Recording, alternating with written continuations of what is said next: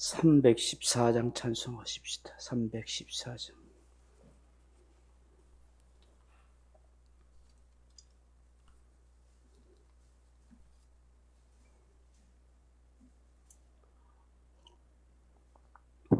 찬송가 314장입니다. 내 구주 예수를 더욱 사랑 엎드려 비는 마 들으소서. 내 진정선이 내 구주 예수를 더욱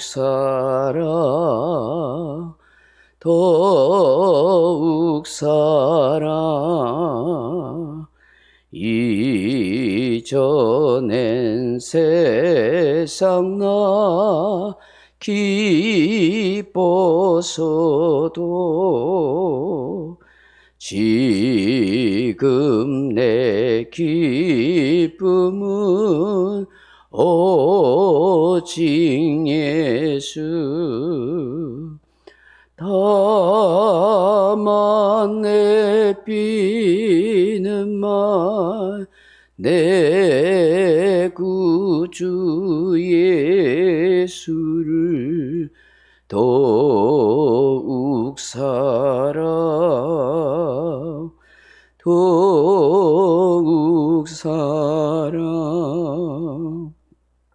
이 세상 떠날 때 찬양하고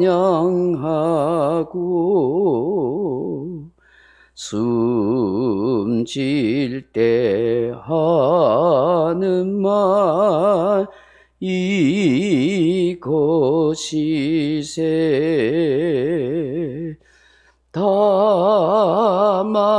내 비는 말 내 구주 예수를 더욱 사랑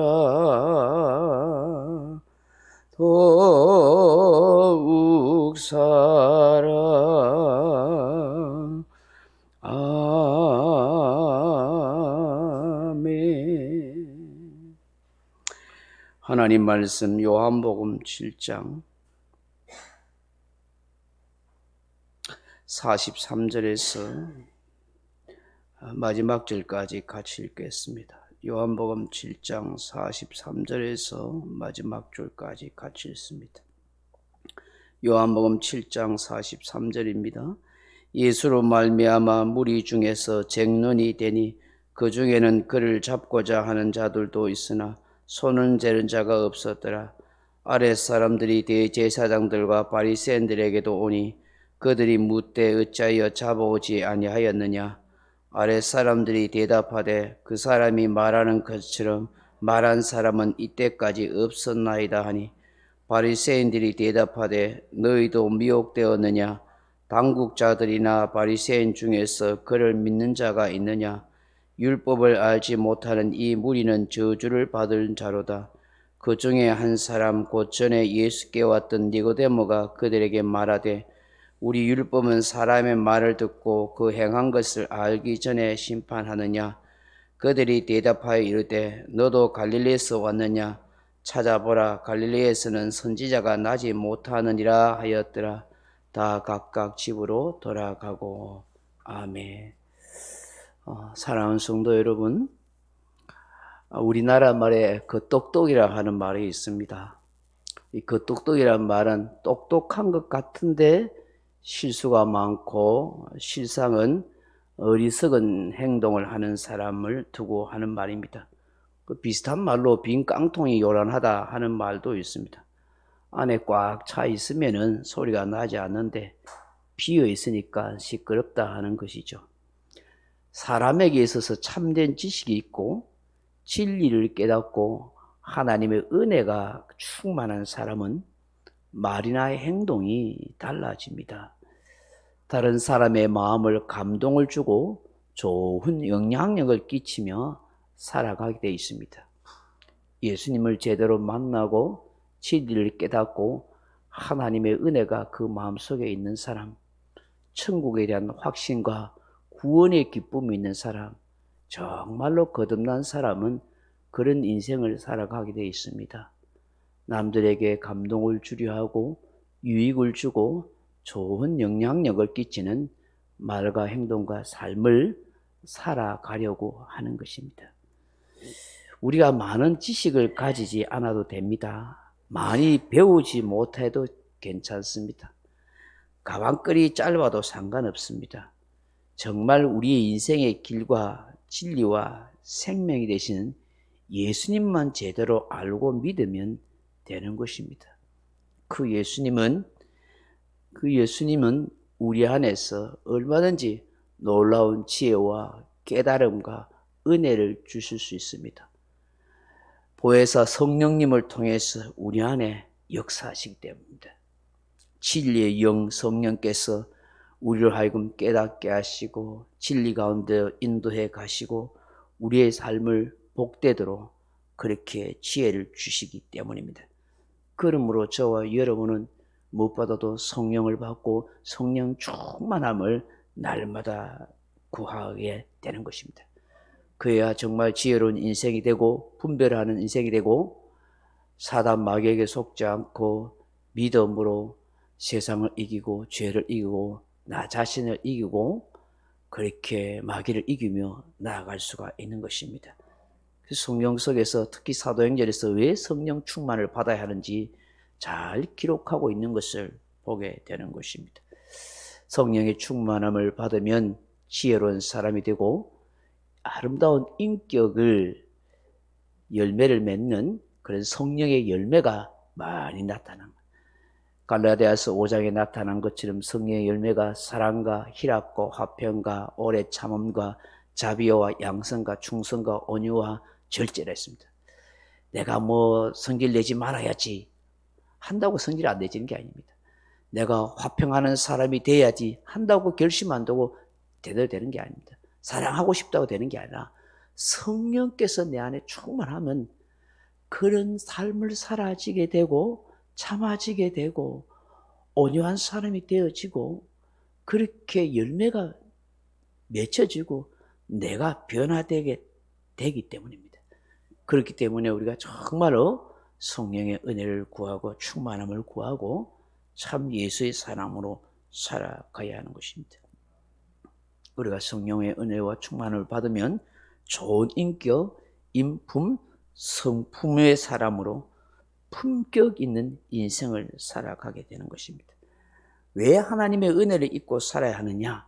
하나님의 은혜를 잊게 되면은 사람이 품격 있는 인생이 되고 고상한 삶을 살아갈 수가 있는 거예요.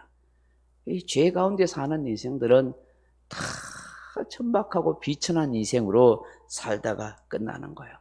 그래서 우리가 예수님을 잘 믿고 정말 성령의 은혜를 받게 되면은 그런 천박한 사람이 품격 있는 사람이 되고 비천한 사람이 고상한 인생의 삶을 살아가는 것입니다. 그렇기 때문에 저도 여러분도 참되신 예수 그리스도를 통해서 성령 충만함을 통해서 품격과 고상한 삶을 살아가길 주님의 이름으로 축원합니다. 오늘 본문에 보시면 예수님께서 이 초막절에 예루살렘에 오셔서 말씀을 전하고 가르치세요. 그 중에는 어떤 사람들이 이 예수님의 말씀을 듣고 감동을 받아서 정말로 저희가 세상에 오실 메시아라고 그렇게 감동을 받고 아름다운 삶의 품격 있는 인생으로 그렇게 변화되어지는 역사가 있어요. 그런 반면에 어떤 사람은 그 예수님의 말씀을 듣고도 전혀 변하지 않고 여전히 예수님에 대해서 힐난하고 출신을 따지고 그렇게 천박한 인생의 모습을 보이는 거예요. 저거 어찌 그리스도인이 될 수 있느냐? 저 갈릴리 출신이 아니냐? 하고 출신 성분을 따지는 그런 사람이 있어요. 다윗의 시로 베들레헴에서 나오리라고 했는데 저가 어떻게 갈릴리 출신으로 그렇게 메시아라고 할 수 있느냐? 그렇게 이야기해요. 또 심지어 어떻게 해요? 예수님을 잡으라고 이 대제사장과 바리새인들이 아랫사람을 시켜서 예수님을 정탐하고 엿보고 그렇게 해요. 여러분 한번 생각해 보세요. 이 하나님을 경외하고 하나님의 은혜를 감사하는 이 초막적 축제의 절기잖아요. 그러면 대제사장들과 바리새인들은 하나님께 제사를 집례하고 하나님의 율법을 가르치는 이 사람들이라면 더없이 온 백성들과 함께 그 하나님을 경외하고 하나님께 감사하는 그 절기를 함께 즐거워해야 되잖아요. 누구보다도 앞장서서 하나님을 잘 섬기는 모델이 돼야 되고 좋은 영향력을 끼쳐야 되고 정말 품격 있고 고상한 삶을 보여줘야 할 대제사장들과 바리새인들이잖아요. 근데 얼마나 이 사람들이 천박하고 비천한 모습을 보이고 있어요. 그 명절에 하나님은 아랑곳하지 않고 자기들 눈에 거슬리는 가시 같은 예수를 잡아 죽이려고 아랫 사람들도 이 명절을 즐기지 못하도록 그렇게 나쁜 일을 시키고 그렇게 하고 있는 거예요. 여러분 이거 한번 생각해 보세요. 이들이 정말 얼마나 어리석고 미련한 인생인가. 얼마나 겉은 화려한 대제사장이고 하나님의 제사를 집례하고 사람들에게 율법을 가르치고 하지만은 그들의 속은 부패하고 타락하고 썩어 있는 거예요. 입으로는 하나님을 섬긴다 하고 하나님을 찬송하고 멋들어진 옷을 입고 사람들 보는 앞에서 막 기도하고 사람들 보는 앞에서 구제하고 일주일에 2번씩 금식한다고 굉장한 종교적인 모양을 가지고 있지만 우리 예수님이 말씀한 것처럼 저들은 회칠한 무덤이에요. 무덤은 멋지게 만들었지만 그 속에 죽은 뼈가 있는 것처럼 겉은 화려한 종교인이지만 속은 썩었고 타락하고 부패한 죄성으로 그대로 있는 거예요. 그 예수님을 그 명절에 잡으려고 죽이려고 그렇게 모략을 꾸미고 사람을 보내고 하는 일이 어떻게 합당한 일이에요?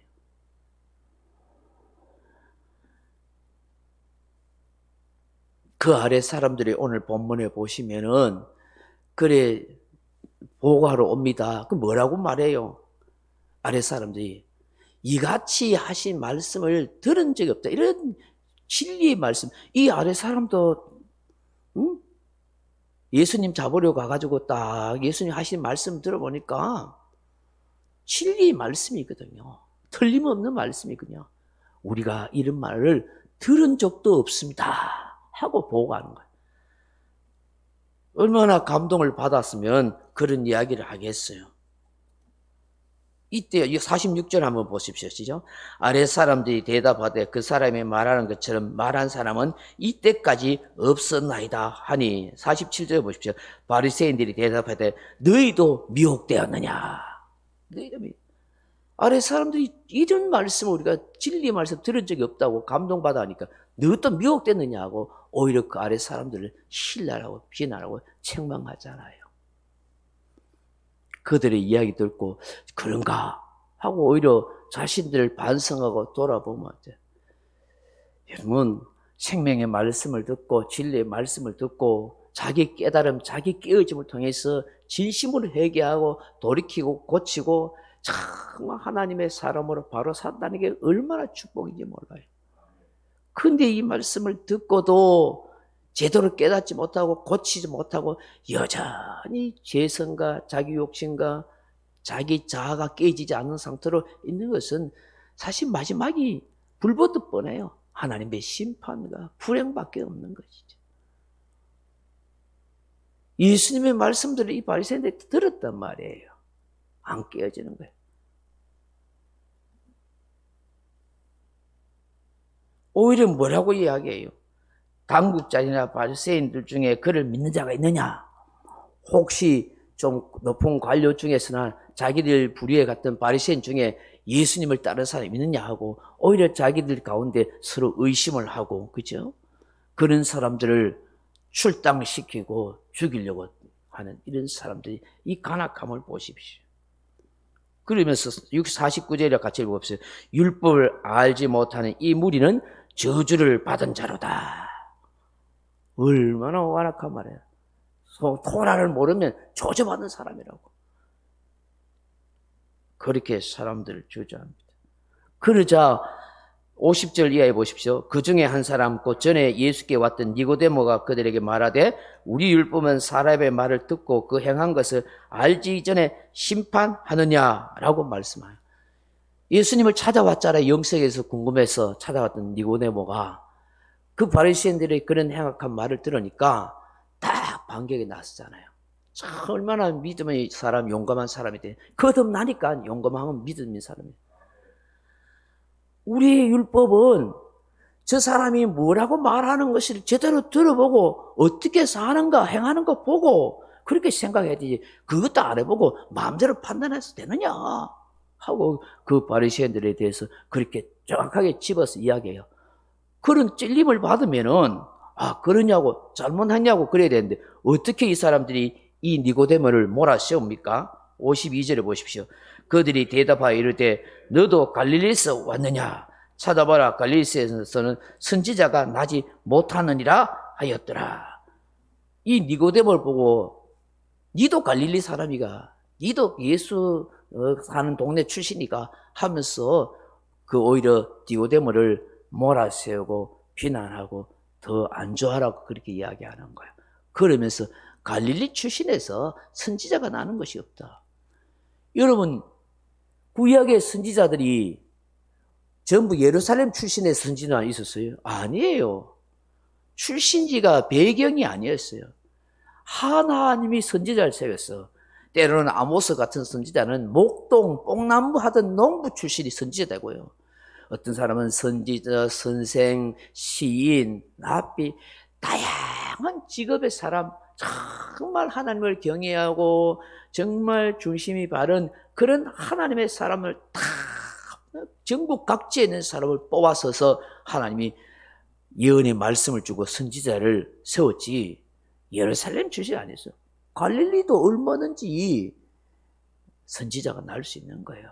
근데 이 사람들의 편견과 선입견은 갈릴리는 천박한 동네요, 거기는 비천한 도시요, 이방의 갈릴리다, 그곳에는 정말 선지자가 나올 수 없다라고 생각한 거예요.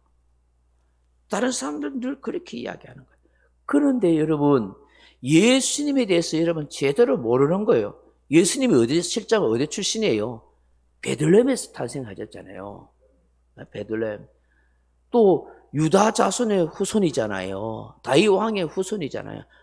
예수님에 대해서 제대로 조사도 안 해보고 그냥 예수님이 나사렛 출신이라고, 나사렛 살다고, 갈릴리 출신이라고 그렇게 비난하면서 막 그렇게 이야기하잖아요. 알아보면 되는데. 이미 미가서 5장 2절 이하에서도 베들레헴 에블라다야, 너는 유다 족속 중에 작을지라도 이스라엘 다스릴 자가 내게서 나오니라. 베들레헴에서 다윗의 후손이 나올 거라고 예언했어요.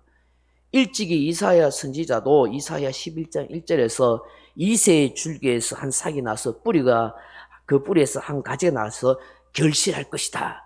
이새의 줄기, 다윗 왕의 아버지의 줄기로부터 왕이 날 거라고 예언이 되어 있었어요. 그뿐만 아니라 스가랴 선지자도 스가랴 13장 1절에 보면 그날에 더러움을 씻는 셈이 다윗의 족속과 예루살렘 주민을 위해서 열리리라, 그렇게 예언했어요. 분명히 말씀처럼 베들레헴과 유다의 후손 다윗을 시로 오시는 예수님 맞아요. 근데 왜 예수님이 이 나사렛의 갈릴리에서 그래서 사역하고 왜 그쪽 출신인가는 이 사람들이 제대로 모르는 거예요. 성경을 제대로 모르는 거예요. 예수님이 베들레헴에서 난다는 것 정도는 알았는데, 그래서 제가 설교 첫 번째 뭐라고 이야기했어요? 설교를 시작하면서 그 뚝뚝이 이야기했잖아요. 똑똑한 것 같은데 제대로 잘 모르는 사람은 그 똑똑이라 하잖아요. 빈 깡통이 요란하다 한 얘기가 뭐냐면 제대로 다 알지 못하면서 아는 척하는 거예요 지금. 예수님이 뭐 갈릴리 출신에서 날 수가 있느냐? 베들레헴 출신이라고. 그런데 성경을 제대로 알면은 예수님께서 왜 갈릴리 출신이니까 갈릴리에서 거기서 자라나셨고 그것에서 활동하셨는가 하는 것을 아는 거예요.